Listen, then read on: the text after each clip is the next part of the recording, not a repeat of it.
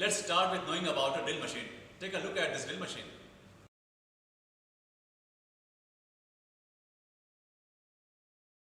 It has various parts.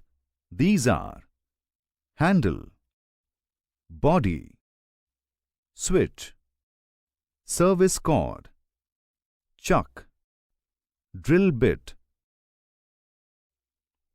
The main component of a drill machine is the drill bit, which is a cutting tool that is used to create holes. The drill bit has various parts. Let's see the different parts of a drill bit.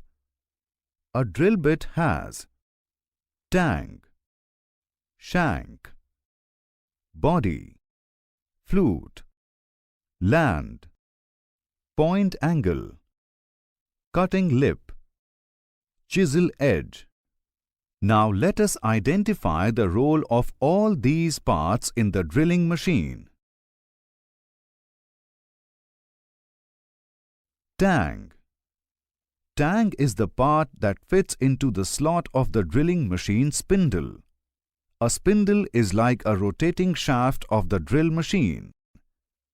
Shank. This is that end of the drill which is fitted on the machine.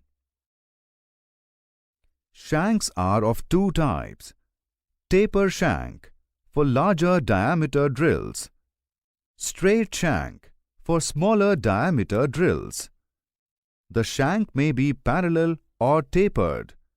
Drills with parallel or straight shanks are made in small sizes, up to 12 mm diameter, and the shank has the same diameter as the flutes.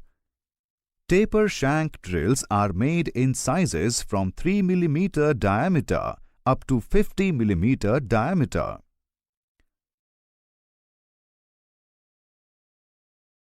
Body. The body is the portion between the point and the shank. Flute. Flutes are the spiral channels which run through the length of the drill. The flutes help to form the cutting edges, to curl the chips and allow them to come out, the coolant to flow to the cutting edge. Land or margin. Land or margin is the narrow strip which extends to the entire length of the flutes. The diameter of the drill is measured across the land or margin. Point angle. The point angle is formed by the cutting edges of the drill. It performs the same function as the lead angle for all other cutting tools. Cutting lip. The cutting edges of a drill extend from the chisel edge to the outside edge. Chisel edge. The edge is at the end of the web that connects the cutting lip.